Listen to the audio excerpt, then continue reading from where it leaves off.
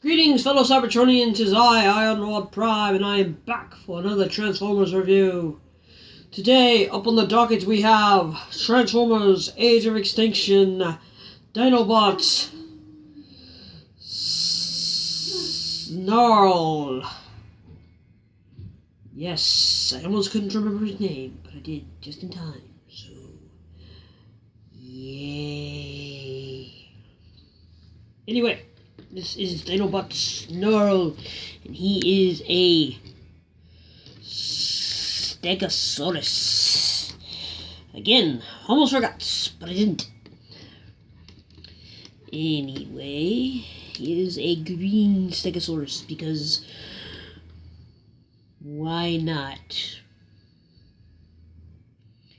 You had a red Spinosaurus, you got a blue two-headed Pteranodon. Are you really asking at this point? I didn't think so. Anyway, he is a green Stegosaurus because reasons, and he looks like a green Stegosaurus. Well, what did you expect? Anyway, moving into articulation. He has nothing at the neck. Well, actually, I lied. He can move up and down a little bit at the neck. He can move up and down at the neck. Head can look up and down as well. Mouth does open. So you got that. Yay. Open and close. No rotation of any kind. Front legs are on ball joints, so you got all that wiggly waggly stuff going on. Can't go out that far, but it's on a ball joint, so got all that.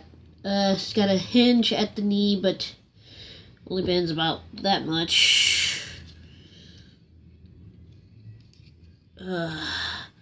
Foot, nothing. Foot does nothing, so that's pretty much all. There's back legs. There's a swivel there. Some movement up here. And there is a bend right there, but not very much. I mean, it only bends that much. So, yay. Tail does nothing. He does nothing. And that's pretty much all he does in Dino mode. And he's got some nice little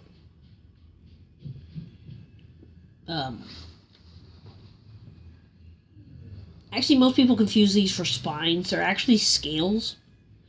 Most people don't know this, but the spines you see on a Stegosaurus aren't actually spines. They're actually scales that have been enlarged. It's just an interesting little fact I learned.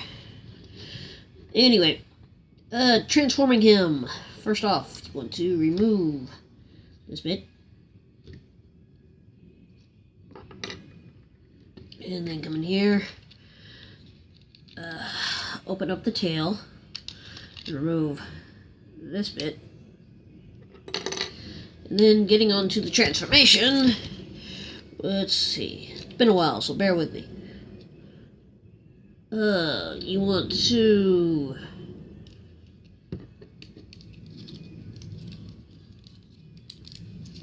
kind of just break it in half like this.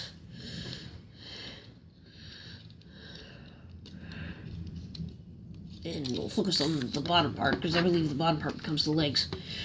And you want to open up this all the way. Take this, take the headpiece, fold that up into the leg, and that'll stay there. Right there.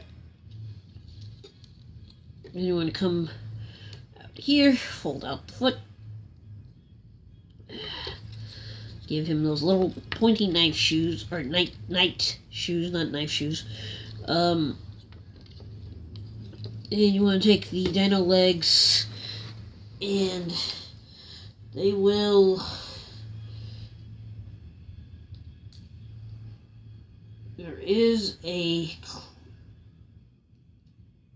they will peg in, but I forgot how. Anyway, this is gonna take forever. So, you know what? Just fold them up and leave them.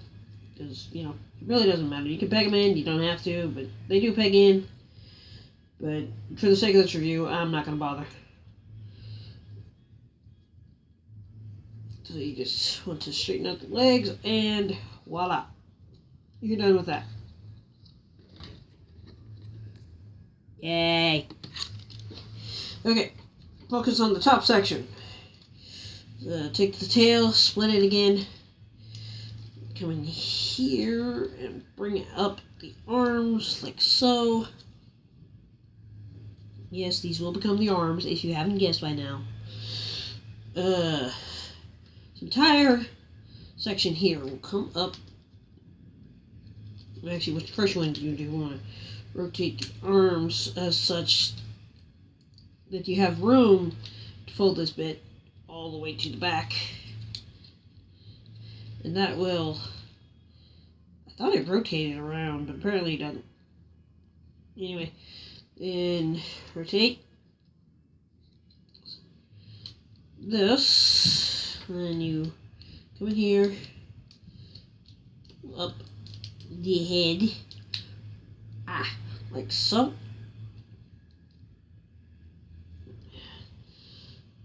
Rotate these so that the arms are pointed forward. Do the same on this side. Rotate, arms pointed forward. Fold these so there's a little peg right there. Or actually, that's a slot. There's a peg right there. And want to make sure that those line up. Same on this side. Da-da.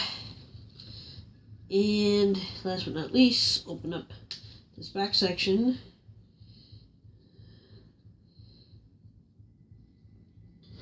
And voila, here you have Dinobot, Age of Extinction, Snarl in robot mode.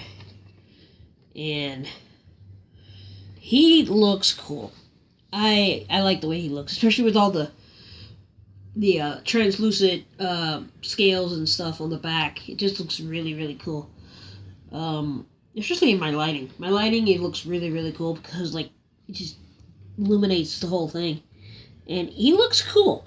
I will say the one detriment of the figure is he has terrible wrists. He does. But unfortunately, there's nothing you can do about that because, let's see. I don't know if you can see that, but see how his wrist is? It's pointed up like this, so it's not straight. And the only way to remedy that is to bend it this way, and then rotate the wrists as so. But then he has curler arms, and you know, like if you can put up with curler arms, then that's fine. But initially, this is how his wrist is supposed to be. But other than that, I think he looks cool. If not for the fact that he has a little bit trouble standing.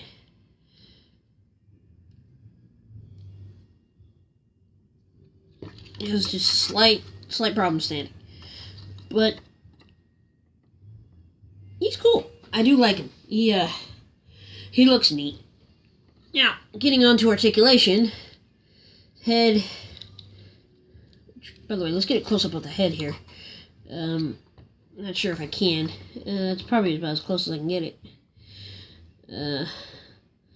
But his head looks really neat. It's got like it's really cool looking. Anyway, head is, Head's on a ball joint, like all of them, so that's good.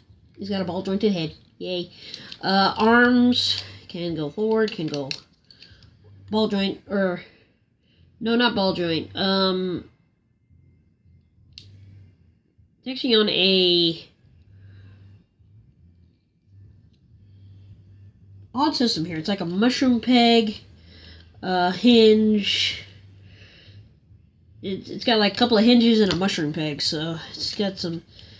You got pretty much every single joint you would think of for a ball joint, but it's not a ball joint. It's weird. Anyway, there's a swivel below that. There is a elbow joint.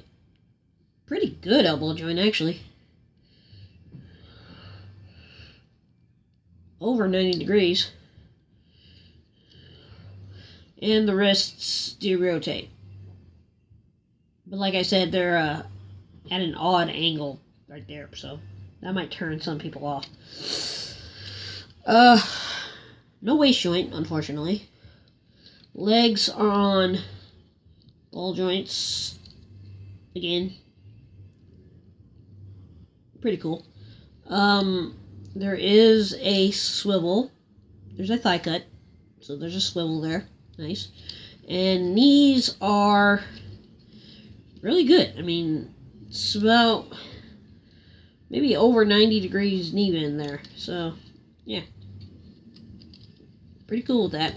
Yeah. So you got some pretty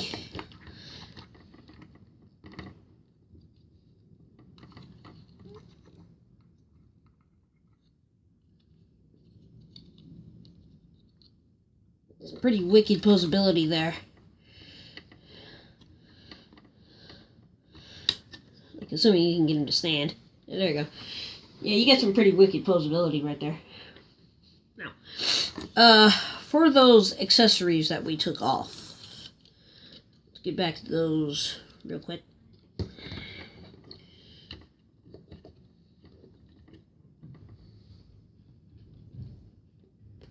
He comes with the scale piece, which if you open that up, it becomes this bladed weapon of some kind. And he can't hold it.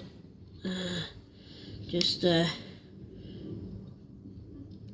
put it in his hand, like so. It becomes like this weird bladed sword weapon of some kind. You know what that reminds me of? It reminds me of Katana's fan from Mortal Kombat. That's what that reminds me of. It looks really cool. And then we also have this thing, which is his club, which he can hold. He can hold. Let's see. A little tricky to get in there, but there is a thinner spot where you pop this into, and then you just pop it up like that. And then it's like a staff sort of thing.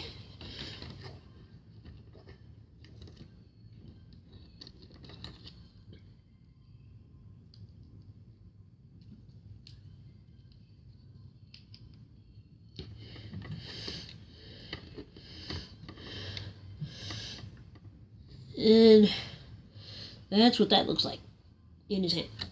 But there is another thing. These weapons can also combine, which, is always fun. Always a good time.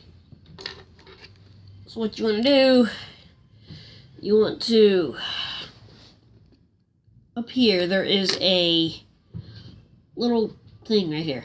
And if you notice, it's hollow, so you can put, it's just big enough to fit this bar into. So you want to take this, insert it under,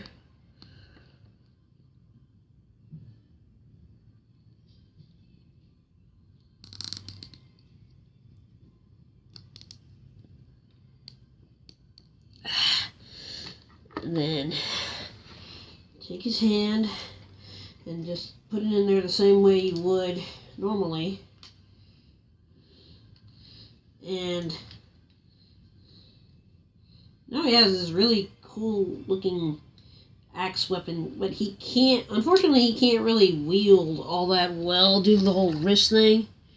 But, I mean, it's still a cool weapon. There's a better look at it. Yeah. And just getting it. Come on. Come on. Like I said, he's a little tricky to stand. But, there we go. There we go. And there is... Well, now you can't see me now, but who wants to see my ugly mug? Well. Anyway, there is Transformers Age of Extinction. Snarl with his badass axe of snarling greenish death or something. Whatever. Anyway, that is my review. So, this has been Iron Rod Prime, and I will see you all later. Take care.